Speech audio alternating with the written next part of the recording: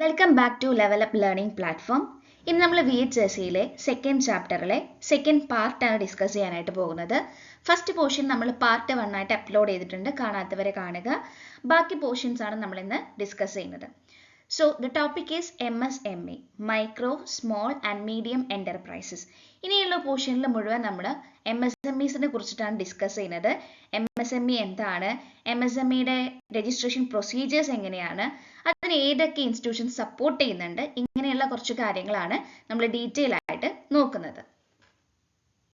Micro small and medium enterprises development act 2006. So MSMEസിനെ regulate ചെയ്യുന്ന act ആണ് micro small and medium enterprises development act 2006. ഇനി എന്തിനു വേണ്ടിയിട്ടാണ് ഈ ഒരു ആക്ട് കൊണ്ടുവന്നിട്ടുള്ളത്? An act to facilitating the promotion and development and enhancing the competitiveness of micro, small and medium enterprises. അപ്പോൾ എന്താണ്, MSMEസിന്റെ പ്രൊമോഷന് വേണ്ടിയിട്ട്, അവരുടെ ഡെവലപ്മെന്റിന് വേണ്ടിയിട്ടും അതുപോലെ തന്നെ എന്താണ്, അവരുടെ കോമ്പറ്റിറ്റീവ്നെസ് എൻഹാൻസ് ചെയ്യാൻ, ഇംപ്രൂവ് ചെയ്യിക്കാനും വേണ്ടിയിട്ടാണ് ഈ ഒരു MSME ആക്ട് കൊണ്ടുവന്നിട്ടുള്ളത്. നമുക്കറിയാം, നമ്മുടെ വേൾഡ് എന്ന് പറയുന്നത് കോമ്പറ്റിറ്റീവ് ആണ്. ഒരുപാട് കോമ്പറ്റീഷൻ, ഇന്റർനാഷണലും നാഷണലും ആയിട്ടുള്ള കോമ്പറ്റിറ്റേഴ്സ് ഒരുപാട് വർക്ക് ചെയ്യുന്ന ഒരു പ്ലേസ് ആണ് നമ്മുടെ ഈ വേൾഡ് എന്ന് പറയുന്നത്. സോ അങ്ങനെയുള്ള ഒരു സിറ്റുവേഷനിൽ ഈ സ്മോളും മൈക്രോയും മീഡിയവും ആയിട്ടുള്ള എന്റർപ്രൈസസിന് ഡെവലപ്പ് ചെയ്യാനും അവരുടെ ഇൻട്രസ്റ്റിനെ പ്രൊട്ടക്ട് ചെയ്യാനൊക്കെ വേണ്ടിയിട്ടാണ് ഈ MSME ആക്ട് കൊണ്ടുവന്നിട്ടുള്ളത്. Become operational from 2 October 2006. അപ്പൊ ഇത് ഓപ്പറേഷൻ തുടങ്ങിയത്, സ്റ്റാർട്ട് ചെയ്തത് എന്ന് മുതലാ? 2 October 2006 മുതലാണ്. നമുക്ക് ഓർത്തിരിക്കാൻ എളുപ്പമുണ്ട്, ഗാന്ധി ജയന്തിയാണ് 2 October. അപ്പൊ അതുമായിട്ട് റിലേറ്റ് ചെയ്ത് ഓർത്ത് വെച്ചിരിക്കുക. Next is classification of MSMEs. MSMEs നമുക്കറിയാം, മൈക്രോ എന്റർപ്രൈസസ് ഉണ്ടാവും, സ്മോൾ എന്റർപ്രൈസസ് ഉണ്ടാവും, മീഡിയം എന്റർപ്രൈസസ് ഉണ്ടായിരിക്കും. അപ്പൊ ഈ 3 ടൈപ്പ് ഓഫ് അല്ലെങ്കിൽ 3 കൈൻഡ് ഓഫ് എന്റർപ്രൈസുകളെ എങ്ങനെയാണ് ഡിഫറൻഷിയേറ്റ് ചെയ്യുന്നതാണ് നമ്മളിങ്ങനെ ഡിസ്കസ് ചെയ്യുന്നത്. സോ ഇതിന് എക്സിസ്റ്റിംഗ് ആയിട്ടുള്ള ഒരു ക്ലാസിഫിക്കേഷൻ ഉണ്ട്, അതുപോലെ തന്നെ റിവൈസ് ചെയ്ത് ഇക്കൊല്ലം മുതൽ പ്രാബല്യത്തിൽ വരുന്ന ഒരു ക്ലാസിഫിക്കേഷൻ ഉണ്ട്. സോ അത് നമുക്ക് എക്സിസ്റ്റിംഗ് ആയിട്ടുള്ള MSME ക്ലാസിഫിക്കേഷൻ നോക്കാം.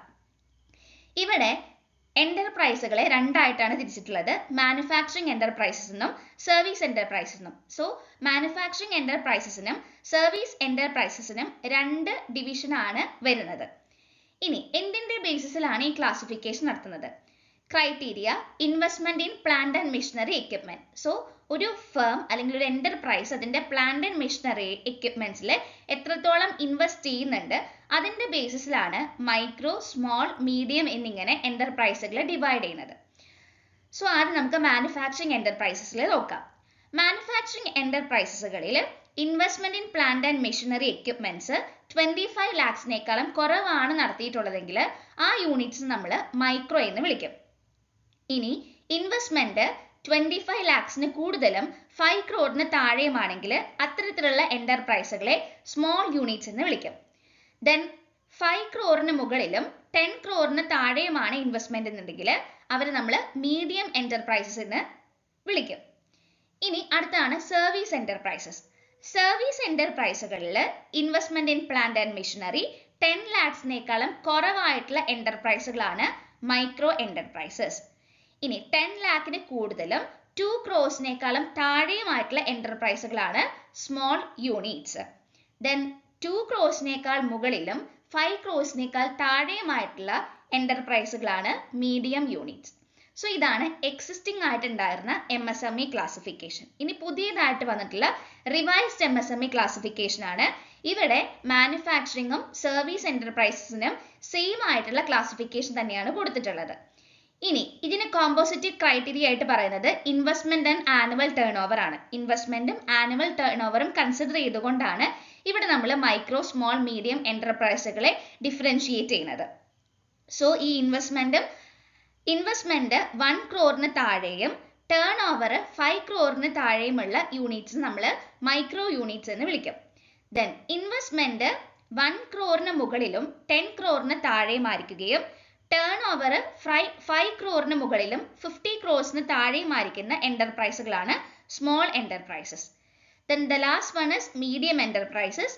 ഇൻവെസ്റ്റ്മെന്റ് 10 crore താഴെയും 10 crore മുകളിലും 20 crore താഴെയായിരിക്കും. ടേൺ ഓവർ 50 crore മുകളിലും 100 ക്രോസിനേക്കാളും താഴെയുമായിരിക്കും. ഇങ്ങനെയുള്ള എന്റർപ്രൈസുകളെയാണ് മീഡിയം എന്റർപ്രൈസുകൾ എന്ന് പറയാം. ഇത് നിങ്ങളുടെ അറിവിലേക്കായിട്ട് ഷെയർ ചെയ്യുന്നതാണ്. നമ്മുടെ MSMEs അല്ലാതെ തന്നെ രജിസ്റ്റർ ചെയ്യുന്ന ഉദ്യം എന്ന് പറയുന്ന ഒരു വെബ്സൈറ്റ് വഴിയാണ്. ആ വെബ്സൈറ്റിലൂടെയാണ് നമ്മുടെ MSMEsന്റെ രജിസ്ട്രേഷൻ എല്ലാം തന്നെ നടക്കുന്നത്. Legal formalities expected to be complete by the entrepreneur.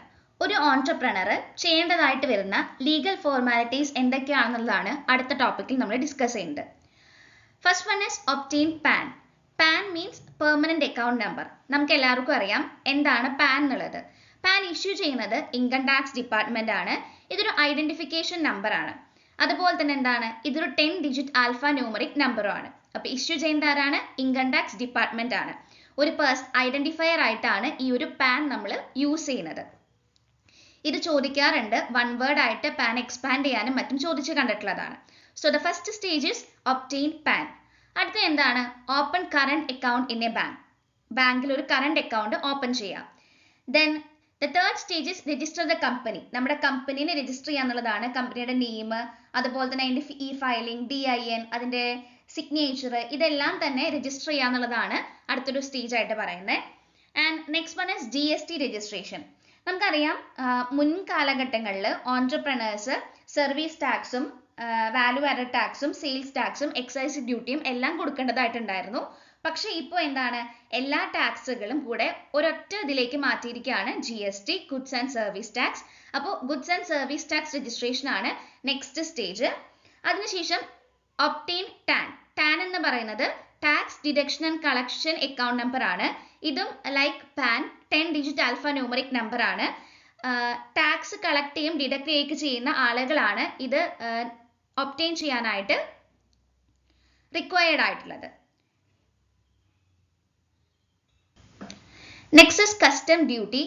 Indirect tax on all imports and exports of goods. അതായത് നമ്മുടെ നാട്ടിലേക്ക് ഇമ്പോർട്ട് ചെയ്യുകയും നമ്മൾ ഇവിടെ നിന്ന് എക്സ്പോർട്ട് ചെയ്യുകയും ചെയ്യുന്ന ഗുഡ്സിന്റെ മേലുള്ള ഇൻഡയറക്ട് ടാക്സ് ആണ് കസ്റ്റംസ് ഡ്യൂട്ടി എന്ന് പറയുന്നത്. അതിന്റെ രജിസ്ട്രേഷൻ ആണ് നെക്സ്റ്റ് ആയിട്ട് പറയുന്നത്. And then file entrepreneurship memorandum to DIC. നമ്മുടെ ഓൺട്രപ്രണർഷിപ്പ് മെമ്മോറാണ്ടം ഡിസ്ട്രിക്ട് ഇൻഡസ്ട്രി സെന്ററിലെ ജനറൽ മാനേജറിന്റെ പക്കൽ സമർപ്പിക്കുക എന്നുള്ളതാണ് അടുത്ത സ്റ്റേജ് ആയിട്ട് പറയുന്നത്. ഇത് മാൻഡേറ്ററി ആയിട്ടുള്ള ഒരു കാര്യമല്ല, ഓപ്ഷണൽ ആണ്.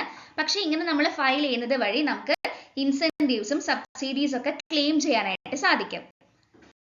Take permissions required at the construction stage. അതായത് കൺസ്ട്രക്ഷൻ സ്റ്റേജിൽ നമുക്ക് ആവശ്യമായിട്ട് വരുന്ന എല്ലാ പെർമിഷൻസും എടുക്കുക എന്നുള്ളതാണ്. ഇപ്പോൾ industrial safety permit, sanction of permanent power, sanction of permanent water, ഇങ്ങനെയുള്ള എല്ലാ പെർമിഷൻസും എടുക്കുക എന്നുള്ളതാണ്, കൺസ്ട്രക്ഷൻ സ്റ്റേജിൽ എടുക്കുക എന്നുള്ളതാണ് അടുത്ത stage. Then employees provident fund. അതായത് ഒരു ഫേമിൽ, ഇൻഡസ്ട്രിയൽ ആയിട്ടുള്ള ഒരു ഫേമിൽ 20 അതിലധികം ആളുകളോ വർക്ക് ചെയ്യുന്നുണ്ടെങ്കിൽ, എംപ്ലോയീസ് ആയിട്ടുണ്ടെങ്കിൽ അവർ നിർബന്ധമായിട്ടും എംപ്ലോയീസ് പ്രൊവിഡന്റ് ഫണ്ട് കൊടുക്കുന്നുണ്ടായിരിക്കണം. അതുപോലെ തന്നെ എംപ്ലോയീസ് സ്റ്റേറ്റ് ഇൻഷുറൻസ് സ്കീം. ഒരു നോൺ സീസണൽ ആയിട്ടുള്ള ഫാക്ടറീസിൽ 10 അതിലധികം ആളുകളോ വർക്ക് ചെയ്യുന്നുണ്ടെങ്കിൽ അവിടെ എംപ്ലോയീസ് സ്റ്റേറ്റ് ഇൻഷുറൻസ് സ്കീമും എടുത്തിട്ടുണ്ടായിരിക്കണം. സോ ഇതെല്ലാമാണ് legal formalities complete by an entrepreneur. Next topic is recent trends in entrepreneurship development. അതായത് ഓൺട്രപ്രണർഷിപ്പ് ഡെവലപ്മെന്റിൽ കണ്ടുവരുന്ന പുതിയ ട്രെൻഡുകൾ എന്തൊക്കെയാണെന്നുള്ളതാണ്. ഇത് 2 മാർക്ക് ക്വസ്റ്റ്യൻ ആയിട്ട് ഇതിൽ ഏതെങ്കിലും, ഇപ്പൊ നമുക്ക് 4 പോയിന്റ്സ് ആണ് പഠിക്കാനുള്ളത്, അതിൽ ഏതെങ്കിലും ഒന്ന് ചോദിക്കാറുള്ളതാണ്. First one is e-entrepreneurship. Refers to establishing a new innovative business using electronic platforms in data networks. It offers products and services based upon a purely electronic creation of value. Example, Amazon, Flipkart, etc. അതായത് electronic platforms use ചെയ്തുകൊണ്ട് പുതിയൊരു business establish ചെയ്യുന്നതിനെയാണ് ഈ entrepreneurship എന്നതുകൊണ്ട് ഉദ്ദേശിക്കുന്നത്. Next one is technopreneur. Technopreneur means entrepreneur with high technology. Areas of technopreneur include website designing development, software designing and development, animation and 3D game development. So എന്താണ് technopreneur എന്ന് പറയുന്നത്? He is an entrepreneur with high technology. High technology use ചെയ്യുന്ന innovative ആയിട്ടുള്ള ഓൺട്രപ്രണേഴ്സിനെയാണ് ടെക്നോപ്രണേഴ്സ് എന്ന് പറയാം. Main ആയിട്ട് ഇവർ എന്തൊക്കെയായിരിക്കും ചെയ്യുന്നുണ്ടാകുക? സോഫ്റ്റ്വെയർ ഡെവലപ്മെന്റ് ആയിരിക്കും, അതുപോലെ തന്നെ ആനിമേഷൻ, 3D ഗെയിം ഡെവലപ്മെന്റ്, ഇങ്ങനെയൊക്കെ ചെയ്യുന്ന ഓൺട്രപ്രണേഴ്സിനെയാണ് നമ്മൾ ബേസിക്കലി ടെക്നോപ്രണേഴ്സ് എന്ന് പറയുന്നത്. നെക്സ്റ്റ് വൺ ആണ് virtual marketing. Virtual marketing involves using digital or online techniques for the strategic promotion of products and services offered by a business. ഒരു ബിസിനസ് സൊസൈറ്റിയിലേക്ക് ഓഫർ ചെയ്യുന്ന പ്രോഡക്ട്സിനെയും സർവീസിനെയും promote ചെയ്യുകയാണ് ചെയ്യുന്നത്. എങ്ങനെയാണ് പ്രൊമോട്ട് ചെയ്യുന്നത്? ഓൺലൈൻ അല്ലെങ്കിൽ ഡിജിറ്റൽ ടെക്നിക്സ് യൂസ് ചെയ്തുകൊണ്ട്. Social media ഉപയോഗിച്ചുകൊണ്ട് ഒരു പ്രോഡക്റ്റിനെയോ സർവീസസിനെയോ മാർക്കറ്റ് ചെയ്യുന്നതിനെയാണ്, സൊസൈറ്റിയിലേക്ക് മാർക്കറ്റ് ചെയ്യുന്നതിനെയാണ് വെർച്വൽ മാർക്കറ്റിംഗ് എന്ന് പറയുന്നത്. നമുക്കറിയാം, നമ്മൾ സ്ഥിരം യൂട്യൂബും ഇൻസ്റ്റഗ്രാം തുടങ്ങിയിട്ടുള്ള സോഷ്യൽ മീഡിയ പ്ലാറ്റ്ഫോംസ് യൂസ് ചെയ്യുന്നതാണ്. അവിടെ നമ്മൾ ഒരുപാട് പ്രോഡക്ട്സ് ആൻഡ് സർവീസിനെ കുറിച്ച് നമുക്ക് അവിടെ നിന്ന് ഇൻഫോർമേഷൻസും അവൈലബിൾ ആണ്. സോ ഇത്തരത്തിൽ ഓൺലൈൻ പ്ലാറ്റ്ഫോംസ് യൂസ് ചെയ്തുകൊണ്ട് മാർക്കറ്റിംഗ് ആക്ടിവിറ്റീസ് ചെയ്യുന്നതിനെയാണ് വെർച്വൽ മാർക്കറ്റിംഗ് എന്ന് പറയുന്നത്. Enlightened marketing. Enlightened marketing is a philosophy holding that a company's marketing should support the best long-run performance of its marketing system. അതായത് enlightened marketing എന്ന് പറയുമ്പോൾ അതൊരു ഫിലോസഫിനെയാണ് hold ചെയ്യുന്നത്. അതായത് കമ്പനിയുടെ മാർക്കറ്റിംഗ് എന്ന് പറയുന്നത് ലോങ് റൺ ആയിട്ടുള്ള പെർഫോമൻസ് കമ്പനിക്ക് നൽകുന്നതായിരിക്കണം. അല്ലാതെ പെട്ടെന്നുള്ള ലാഭത്തിന് വേണ്ടിയിട്ട് ക്വാളിറ്റി ഇല്ലാത്ത പ്രോഡക്ട്സ് കൊടുക്കുന്നതോ അങ്ങനെയൊന്നും ആവാനായിട്ട് പാടില്ല. എങ്ങനെയായിരിക്കണം? നമ്മുടെ റിസൾട്ട് എന്ന് പറയുന്നത് എപ്പോഴും ലോങ് റണ്ണിലേക്കുള്ളതായിരിക്കണം. അതിനെ ഹോൾഡ് ചെയ്യുന്ന ഒരു ഫിലോസഫിയാണ് എൻലൈറ്റൻഡ് മാർക്കറ്റിംഗ് എന്ന് പറയുന്നത്. ഇതിന്റെ പ്രിൻസിപ്പിൾസ് ആയിട്ട് പറയുന്നത് customer oriented marketing, innovation, value marketing, sense of mission marketing and societal marketing, ഇതൊക്കെയാണ്. കസ്റ്റമർ ഓറിയന്റഡ് മാർക്കറ്റിംഗ് എന്ന് പറയുമ്പോൾ എന്താ? നമുക്കറിയാം, നമ്മുടെ മാർക്കറ്റിലെ കിങ് എന്ന് പറയുന്നത് കസ്റ്റമേഴ്സ് ആണ്. സോ കസ്റ്റമേഴ്സിന്റെ വാണ്ട്സിനെയും അവരുടെ നീഡ്സിനെയും സാറ്റിസ്ഫൈ ചെയ്യുന്ന ഒന്നായിരിക്കണം നമ്മുടെ പ്രോഡക്റ്റ് ആൻഡ് സർവീസ് എന്ന് പറയുന്നത്. Then innovation. ഓഫ് കോഴ്സ് ഒരു ഓൺട്രപ്രണറെ സംബന്ധിച്ചിടത്തോളം അയാളുടെ പ്രോഡക്റ്റ് ആൻഡ് സർവീസ് എന്ന് പറയുന്നത് എപ്പോഴും ഇന്നോവേറ്റീവ് ആയിരിക്കണം, പുതുമയുള്ളതായിരിക്കണം. Then value marketing. അതായത് നമ്മുടെ പ്രോഡക്റ്റ് ആൻഡ് സർവീസസിനെ മറ്റൊരു കോമ്പറ്റീറ്റർ ആയിട്ട് കമ്പയർ ചെയ്യുമ്പോൾ അവർക്ക് അതിൽ എന്തെങ്കിലും ഒരു വാല്യൂ ഉണ്ടാവേണ്ടതായിട്ടുണ്ട്. ദെൻ സെൻസ് ഓഫ് മിഷൻ എന്ന് പറയുമ്പോൾ നമ്മുടെ മാർക്കറ്റ്, നമ്മുടെ പ്രോഡക്റ്റ് ഓറിയന്റഡ് ആണെങ്കിൽ പോലും നമ്മൾ എന്താണ്, സൊസൈറ്റിയിലായിട്ടുള്ള കാര്യങ്ങളെയും കൂടെ സൊസൈറ്റിയിലായിട്ടുള്ള കാര്യങ്ങളോട് കൂടെ കൺസേൺഡ് ആയിരിക്കണം എന്നുള്ളതാണ്. Then societal marketing. Of course നമ്മൾ നേരത്തെ പറഞ്ഞ പോലെ തന്നെ customer is the king. So അവരുടെ സൊസൈറ്റിക്ക്, അവരെ ഉൾക്കൊള്ളുന്ന സൊസൈറ്റിക്കും കൂടെ വേണ്ടി എന്തെങ്കിലും കോൺട്രിബ്യൂട്ട് ചെയ്യുന്ന ഒന്നായിരിക്കണം എന്നൊക്കെ പറയുന്ന ഫിലോസഫി ഹോൾഡ് ചെയ്യേണ്ടതാണ് enlightened marketing. Next one is specialised financial institutions. ഈ ഇൻസ്റ്റിറ്റ്യൂഷൻസ് നമുക്കൊരു നമ്പർ ഓഫ് ഇൻസ്റ്റിറ്റ്യൂഷൻസ് നമുക്ക് പഠിക്കാനായിട്ടുണ്ട്. അപ്പോൾ ഇതിൻ്റെയൊക്കെ മെയിൻ ആയിട്ട് നമ്മൾ പഠിച്ചു വെക്കേണ്ടത് ഇതിൻ്റെ എക്സ്പാൻഷൻ എന്താണ്, ഇതിൻ്റെ ഇയർ എന്തൊക്കെയാണ്, എസ്റ്റാബ്ലിഷ് ചെയ്ത ഇയേഴ്സ്, ഇതൊക്കെയാണ് മെയിൻ ആയിട്ട് നോക്കി വെക്കേണ്ടത്. അതുപോലെ തന്നെ ഇമ്പോർട്ടൻ്റ് ആയിട്ടുള്ള ചില ഇൻസ്റ്റിറ്റ്യൂഷൻസ് ഉണ്ട്, ചില സ്കീമുകൾ ഉണ്ട്, അത് ഞാൻ അത് എത്തുമ്പോൾ പറയാം. അതുപോലെ സംടൈംസ് എന്താണ്, ഒരു 4-5 ഇൻസ്റ്റിറ്റ്യൂഷനെ എക്സ്പ്ലെയിൻ ചെയ്ത് എഴുതാനോ ആയിട്ടും ക്വസ്റ്റ്യൻസ് വരാറുണ്ട്. സോ സ്പെഷ്യലൈസ്ഡ് ഫിനാൻഷ്യൽ ഇൻസ്റ്റിറ്റ്യൂഷൻസിനെ രണ്ടായിട്ടാണ് തിരിക്കുന്നത്. നാഷണൽ ലെവൽ ഇൻസ്റ്റിറ്റ്യൂഷൻസ് ഉണ്ട്, അതുപോലെ തന്നെ സ്റ്റേറ്റ് ലെവൽ ഇൻസ്റ്റിറ്റ്യൂഷൻസ് ഉണ്ട്. അപ്പൊ നമുക്ക് 1 by 1 ആയിട്ട് നോക്കാം. നാഷണൽ ലെവൽ ഇൻസ്റ്റിറ്റ്യൂഷൻസിൽ ഒന്നാമതായിട്ട് നമ്മൾ നോക്കാൻ പോകുന്നത് IFCI ആണ്.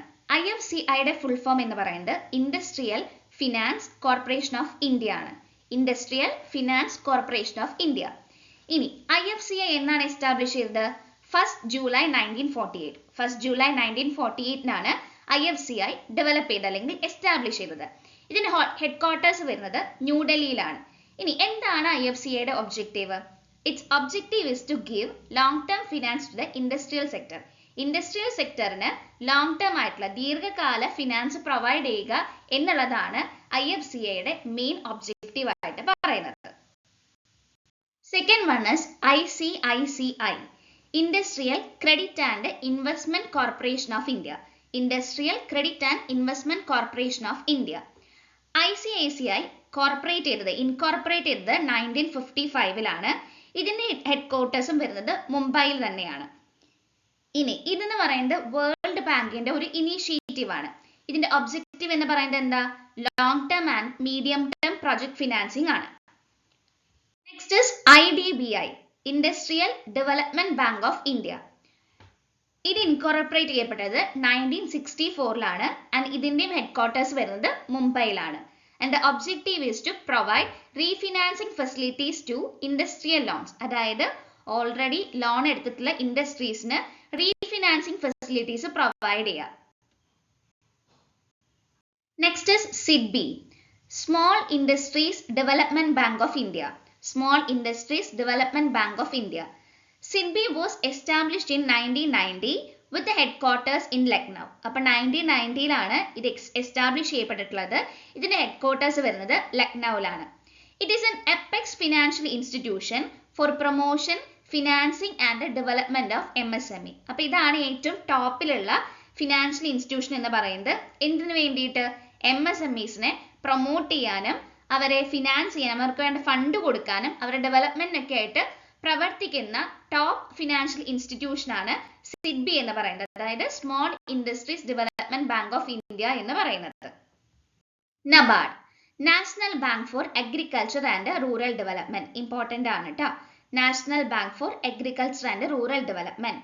NABARD was established by an Act of Parliament on 12th July 1982. അപ്പോൾ 1982 ജൂലൈ 12-നാണ് നബാർഡ് എസ്റ്റാബ്ലിഷ് ചെയ്തിട്ടുള്ളത്. ഇതിന്റെ ഹെഡ്ക്വാർട്ടേഴ്സ് എന്ന് പറയുന്നത് മുംബൈ ആണ്. And the objective is to provide credit for agriculture and rural development. കാർഷികപരമായിട്ടും അതുപോലെ തന്നെ എന്താണ് ഗ്രാമീണപരമായിട്ടുള്ള വികസനത്തിന് വേണ്ടി ഫണ്ട് പ്രൊവൈഡ് ചെയ്യുക എന്നുള്ളതാണ് നബാർഡ് ചെയ്തുകൊണ്ടിരിക്കുന്നത്. അതിന്റെ മെയിൻ ഒബ്ജക്റ്റീവ് എന്ന് പറയുന്നത് ഇത്തരത്തിലുള്ള ക്രെഡിറ്റ് പ്രൊവൈഡ് ചെയ്യുക എന്നുള്ളതാണ്. Next is IIBI, the Industrial Investment Bank of India. It was established in 1971 with its headquarters in Kolkata. അപ്പോൾ 1971-ൽ എസ്റ്റാബ്ലിഷ് ചെയ്തിട്ടുള്ള ഒരു ഇൻസ്റ്റിറ്റ്യൂഷൻ ആണ് industrial investment bank of India എന്ന് പറയുന്നത്. ഇതിന്റെ ഹെഡ്ക്വാർട്ടേഴ്സ് വരുന്നത് കൊൽക്കത്തയിലാണ്. ഇത് മൊത്തത്തിൽ ഓൺ ചെയ്തിട്ടുള്ളത് ഗവൺമെന്റ് ആണ്. 100% ഓണർഷിപ്പ് ഗവൺമെന്റ് ഓഫ് ഇന്ത്യയുടെ കയ്യിലാണുള്ളത്. ആൻഡ് ഇത് എന്താ ചെയ്യുന്നത്? ഇതിന്റെ മെയിൻ ഒബ്ജക്റ്റീവ് എന്ന് പറയുന്നത് പ്രോജക്ട് ഫിനാൻസിന് അസിസ്റ്റൻസ് കൊടുക്കുക എന്നുള്ളതാണ്. ഇനി സ്റ്റേറ്റ് ലെവൽ ഇൻസ്റ്റിറ്റ്യൂഷൻസ് നോക്കാം. ഒന്നാമത്തേതാണ് KFC, Kerala financial corporation. KFC was incorporated in 1953 with the headquarters in Thiruvananthapuram. അപ്പോൾ KFC ഇൻകോർപ്പറേറ്റ് ചെയ്യപ്പെട്ടത് 1953-ലാണ്. ഹെഡ്ക്വാർട്ടേഴ്സ് വരുന്നത് തിരുവനന്തപുരത്താണ്. It provides finance to new units as well as existing units for expansion, diversification and modernization. അപ്പോൾ എന്താണ് main ആയിട്ട് ചെയ്യുന്നത്? KFC പുതിയതും അതുപോലെ തന്നെ എന്താണ് ഓൾറെഡി നിലവിലുള്ളതുമായിട്ടുള്ള യൂണിറ്റുകൾക്ക് ഫണ്ട് പ്രൊവൈഡ് ചെയ്യുകയാണ്. അവരുടെ എക്സ്പാൻഷന് വേണ്ടിയിട്ടും ഡൈവേഴ്സിഫിക്കേഷന് വേണ്ടിയിട്ടും മോഡേണൈസേഷനൊക്കെ വേണ്ടിയിട്ട്. Last one is SIDC, state industrial development corporation. State industrial development corporation incorporate ചെയ്യപ്പെട്ടിട്ടുള്ളത് കമ്പനീസ് ആക്ട് 1956 പ്രകാരമാണ്. ഇതിന്റെ മെയിൻ ഉദ്ദേശം എന്ന് പറയുന്നത് എസ്റ്റാബ്ലിഷ് ചെയ്തിട്ടുള്ള സ്റ്റേറ്റിലെ ഇൻഡസ്ട്രിയൽ ഡെവലപ്മെന്റ് ആണ്. അപ്പോൾ അതത് സ്റ്റേറ്റുകളിൽ അവിടുത്തെ ഇൻഡസ്ട്രിയൽ ഡെവലപ്മെന്റിനെ പ്രൊമോട്ട് ചെയ്യുക എന്നുള്ളതാണ് SIDCന്റെ ചുമതല എന്ന് പറയുന്നത്. പിന്നെ ഇവരെന്താ ചെയ്യുന്നത്? Provide term finance to small industries in the state. സ്റ്റേറ്റിനകത്തുള്ള സ്മോൾ ഇൻഡസ്ട്രീസിന് ഫിനാൻസ് പ്രൊവൈഡ് ചെയ്യുകയും SIDCന്റെ ഒരു ചുമതലയായിട്ടാണ് പറയുന്നത്. നമ്മുടെ നെക്സ്റ്റ് ടോപ്പിക് ആണ് സപ്പോർട്ടിംഗ് ഇൻസ്റ്റിറ്റ്യൂഷൻസ്. ഇതിൽ ഒന്നാമത്തേതാണ് NSDC, national skill development corporation. NSDC aims at promoting skill development and vocational training. So NSDCs aim ചെയ്യുന്നത് എന്താ? അതിന്റെ ഒബ്ജക്റ്റീവ് എന്ന് പറയുന്നത് സ്കിൽ ഡെവലപ്മെന്റും അതുപോലെ തന്നെ എന്താണ് തൊഴിലധിഷ്ഠിതമായിട്ടുള്ള ട്രെയിനിങ് എല്ലാമാണ്. ഇതെന്ന് പറയുന്നത് ഇന്ത്യയിൽ തന്നെ ഒരു പ്രൈവറ്റ് പബ്ലിക് പാർട്ട്ണർഷിപ്പ് ഇൻസ്റ്റിറ്റ്യൂഷൻ ആണ്. NSDC act as a catalyst in skill development by providing funding to enterprises, companies and organizations that provide skill training. അതായത് ഇത് ഈ NSDCs മെയിൻ ആയിട്ട് നിലനിൽക്കുന്നത് തന്നെ സ്കിൽ ഡെവലപ്മെന്റിന് വേണ്ടിയിട്ടാണ്. ആൻഡ് എങ്ങനെയാണ് അവർ ഇതിനു വേണ്ടി പ്രൊമോട്ട് ചെയ്യണമെന്ന് വെച്ചിട്ടുണ്ടെങ്കിൽ സ്കിൽ ട്രെയിനിങ് പ്രൊവൈഡ് ചെയ്യുന്ന കമ്പനീസിനെയും ഓർഗനൈസേഷൻസിനെയും എന്റർപ്രൈസസിനെയൊക്കെ ഫണ്ട് ചെയ്തുകൊണ്ടാണ്. നെക്സ്റ്റ് ഇസ് കൗശൽ കേന്ദ്ര. Kaushal Kendra is being set up as a community center focused on rural population. ഗ്രാമീണ ജനതയെ അല്ലെങ്കിൽ അവിടുത്തെ യൂത്തിനെ ഫോക്കസ് ചെയ്തുകൊണ്ട് സെറ്റപ്പ് ചെയ്തിട്ടുള്ള കമ്മ്യൂണിറ്റി സെന്റേഴ്സ് ആണ് കൗശൽ കേന്ദ്ര എന്ന് പറയുന്നത്. ഇതൊരു പ്രധാനമന്ത്രിയുടെ ഒരു മിഷൻ ആണ്. It is set up in all districts with the objective of enhancing global level competency of the rural youth. അപ്പോൾ ഈ കൗശൽ കേന്ദ്ര എന്ന് പറയുന്നത് എല്ലാ ഡിസ്ട്രിക്റ്റിലും സെറ്റപ്പ് ചെയ്തിട്ടുള്ള ഒന്നാണ്.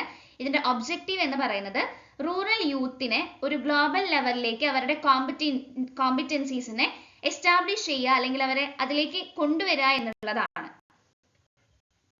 നെക്സ്റ്റ് ഇസ് മുദ്ര bank. Very important topic. Almost എല്ലാ ഇയറിലെയും ക്വസ്റ്റ്യൻ പേപ്പറിൽ കാണാറുള്ള ഒരു ക്വസ്റ്റ്യൻ ആണ് മുദ്ര bank and it's objectives. So Mudra Bank, Micro Units Development and Refinancing Agency. Micro Units Development and Refinancing Agency. Mudra Bank is set up by the Government of India for development and refinancing activities relating to micro units. So Mudra Bank setup ചെയ്തിട്ടുള്ളത് നമ്മുടെ Indian government ആണ്. എന്തിനു വേണ്ടിയിട്ട് setup ചെയ്തിട്ടുള്ളത്? Micro യൂണിറ്റ്സിന്റെ ഡെവലപ്മെന്റിനും അവരുടെ refinancing ആക്ടിവിറ്റീസിനും വേണ്ടിയിട്ടാണ് മുദ്ര bank setup ചെയ്തിട്ടുള്ളത്. It was launched on 8th April 2015. 2015 8th April ആണ് മുദ്ര ബാങ്ക് ലോഞ്ച് ചെയ്യപ്പെട്ടിട്ടുള്ളത്. ഇതിന്റെ ഒബ്ജക്റ്റീവ്സ് എന്തെല്ലാമാണെന്ന് നോക്കാം. Extend finance and credit support to micro finance institutions. MFIസിന് എന്ത് കൊടുക്കുക? ഫിനാൻസ് പ്രൊവൈഡ് ചെയ്യുക, അവർക്ക് ലോൺ കൊടുക്കുക, വായ്പ കൊടുക്കുക. ഇതൊക്കെയാണ് മെയിൻ ആയിട്ടുള്ള മുദ്ര ബാങ്കിന്റെ objective. Then offer credit guarantee schemes to micro units. അതായത് ഓൾറെഡി വായ്പ എടുത്തിട്ടുള്ള മൈക്രോ യൂണിറ്റ്സിന് ഗ്യാരണ്ടി പ്രൊവൈഡ് ചെയ്യുക. Then register all MFIs and introduce a system of performance rating. MFIസിന്റെ എല്ലാ MFIസിനെയും രജിസ്റ്റർ ചെയ്യുകയും അതുപോലെ തന്നെ ഒരു സിസ്റ്റം ഓഫ് ഒരു പെർഫോമൻസ് റേറ്റിംഗിന്റെ അവരുടെ പ്രവർത്തന മികവിന്റെ ഒരു റേറ്റിംഗ് സിസ്റ്റം ഇൻട്രൊഡ്യൂസ് ചെയ്യുക. Then the last one is provide structural guidance for the borrowers. വായ്പ എടുക്കുന്നവർക്ക് ആവശ്യമായിട്ടുള്ള ഗൈഡൻസ് കൊടുക്കുക, മാർഗനിർദ്ദേശങ്ങൾ പ്രൊവൈഡ് ചെയ്യുക. ഇതൊക്കെയാണ് മുദ്ര ബാങ്കിന്റെ ഒബ്ജക്റ്റീവ്സ് എന്ന് പറയുന്നത്. KASC, Kerala Academy for Skill Excellence. The government of Kerala has set up KASC, a non-profit public company, as the nodal agency for skill development activities in the state. So KASC develop ചെയ്തിട്ടുള്ളത് അല്ലെങ്കിൽ setup ചെയ്തിട്ടുള്ളത് government of കേരളയാണ്. ഇതൊരു non profit public കമ്പനിയാണ്. And ഇതിന്റെ main ഉദ്ദേശം എന്ന് പറയുന്നത് എന്താണ്? നമ്മുടെ സ്റ്റേറ്റിലെ കേരളത്തിലെ സ്കിൽ ഡെവലപ്മെന്റ് ആക്ടിവിറ്റീസിന് ചുക്കാൻ പിടിക്കുക എന്നുള്ളതാണ് മെയിൻ ആയിട്ട് KASC ഉദ്ദേശിക്കുന്നത്. It aims to elevate the skills of the younger workforce of Kerala to global standards. നമ്മുടെ കേരളത്തിലെ യങ്ങർ ആയിട്ടുള്ള യൂത്തിലുള്ള വർക്ക് ഫോഴ്സിന് അവരുടെ സ്കിൽസിനെ ഡെവലപ്പ് ചെയ്ത് ഗ്ലോബൽ സ്റ്റാൻഡേർഡ്സിലേക്ക് എത്തിക്കുക എന്നുള്ളതാണ് KASCയുടെ മെയിൻ ഉദ്ദേശം എന്ന് പറയുന്നത്. Last one is KSEDM, Kerala State Entrepreneur Development Mission. KSEDM is an ambitious scheme of the government of Kerala which aims at inculcating confidence among the youth for entrepreneurship. So KSEDM എന്ന് പറയുന്നത് again government of കേരളയുടെ ഒരു സ്കീമാണ്. ഇവിടെ എന്താണ് ഉദ്ദേശിക്കുന്നത്? ഓൺട്രപ്രണർഷിപ്പിന് ആവശ്യമായിട്ടുള്ള confidence നമ്മുടെ യൂത്തിന്റെ ഇടയിൽ ഇൻകൾക്കേറ്റ് ചെയ്യുക, അവരെ ഡെവലപ്പ് ചെയ്യുക എന്നുള്ളതാണ് KSEDMന്റെ മെയിൻ ആയിട്ടുള്ള ഉദ്ദേശം. It selects persons with aptitude and provides training to them and helps to avail finance. So എന്താണ് ഈ ഓൺട്രപ്രണേഴ്സ് ആവാനായിട്ടുള്ള ആപ്റ്റിറ്റ്യൂഡ് ഉള്ള ആളുകളെ സെലക്ട് ചെയ്ത് അവർക്ക് ട്രെയിനിങ് കൊടുത്ത് അവർക്ക് ആവശ്യമായിട്ടുള്ള ഫിനാൻസും കൂടെ പ്രൊവൈഡ് ചെയ്തുകൊണ്ടാണ് KSEDM അവരുടെ പ്രവർത്തനങ്ങൾ ഡെവലപ്പ് ചെയ്യുന്നത്. ഇന്ന് നമ്മൾ നോക്കിയത് എന്താണ് MSMEസിന്റെ ക്ലാസിഫിക്കേഷൻ എന്തൊക്കെയാണ്, അതുപോലെ തന്നെ അവരെ സപ്പോർട്ട് ചെയ്യുന്ന ഇൻസ്റ്റിറ്റ്യൂഷൻസ് ഏതൊക്കെയാണ്, അതുപോലെ ഓൺട്രപ്രണേഴ്സിന്റെ ലീഗൽ ഫോർമാലിറ്റീസ് എന്തൊക്കെയാണ്, ഇങ്ങനെയുള്ള കാര്യങ്ങളൊക്കെയാണ് ഇന്ന് നമ്മൾ ഡിസ്കസ് ചെയ്ത ടോപ്പിക്സ് എല്ലാം തന്നെ മനസ്സിലായി എന്ന് കരുതുന്നു. Thanks for watching. Do support my channel, subscribe my channel for more videos. Thank you so much.